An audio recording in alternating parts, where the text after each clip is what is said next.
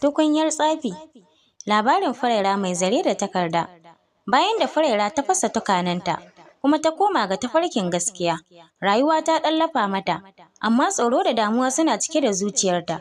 Duk da ta tuba, har yanzu wasu alamu suna bibiyarta.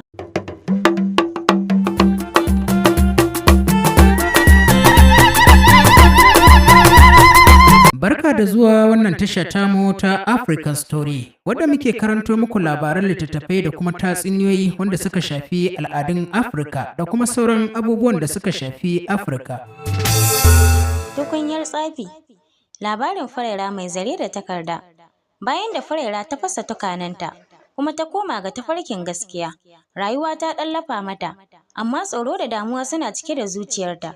Duk da ta tuba, har yanzu wasu alamu suna bibiyarta. Kowane dare tana mafarki da wani baƙon gida wanda ke kewaye da duhu. A cikin wannan mafarkin, tana ganin fuskar mutanen da ta jefa cikin masifa saboda sihirinta. A wannan lokacin ne malamai a cikin garin suka yanke shawarar shiga cikin lamarin Furaira. Sun fahimci cewa duk da cewa ta tuba, akwai wasu ƙarfin sihiri da ke ci gaba da kasancewa a jikinta. Malamai sun yarda cewa dole ne a cire wannan sihiri ta hanyar yin ruƙiyya mai ƙarfi. Haruna ya kasance a gefenta, yana taimaka mata ta tsallake wannan matsalar.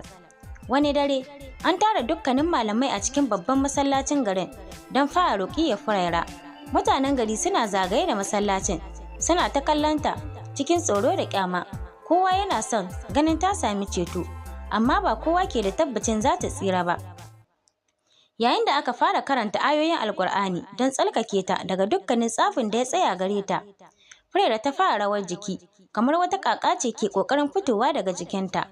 Muryarta ta canza, ta fara furta kalmomi da ba a fahimta, kamar wani mugun ruhi na magana a harshenta.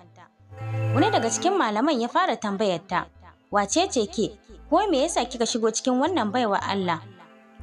Ruhin cikin Furaira ya fara furta magana da ƙarfi, ni ne wanda aka gayyata lokacin da aka fasa tukunyar, ba za ku iya fitar da ni ba, saboda na yi nisa a cikinta. Haruna da sauran malaman sun ci gaba da karanta ayoyin, suna ƙara ƙarfin ruƙiyyar. Furaira ta ci gaba da furta abubuwan ban tsoro, tana fuskantar wahala, amma duk da haka Haruna ya tsaya kusa da ita, yana da imani cewa za ta tsira. Yayin da aka ci gaba da ruƙiyyar, sai wani irin sanyi ya fara ratsa ɗakin sannu a hankali. Ruhin da ke cikin Furaira ya fara ƙasƙantawa, yana nuna alamun tsorata da ayoyin da ake karantawa. Daga nan ne Furaira ta farka daga wannan yanayin. Tana kuka da neman gafara.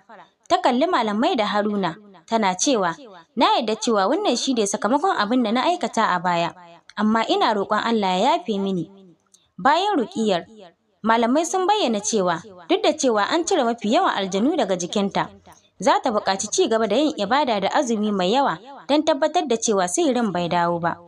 Furaira ta yarda da wannan shawara, tana ƙudurin niyyar ba za ta sake komawa ga mugun aiki ba. Haruna ya ci gaba da taimaka mata, yana tabbatar mata cewa akwai mafita idan mutum ya rungumi gaskiya. Amma duk da haka, ba kowa ne a cikin garin ya yarda cewa lamarin ya ƙare ba. Wasu daga cikin mutanen suna ganin cewa har yanzu akwai wani ɓoyayyen sirri da bai bayyana ba. Wannan ne ya sa mutane suka ci gaba da saka ido a kan Furaira, suna jiran abin da zai biyo baya.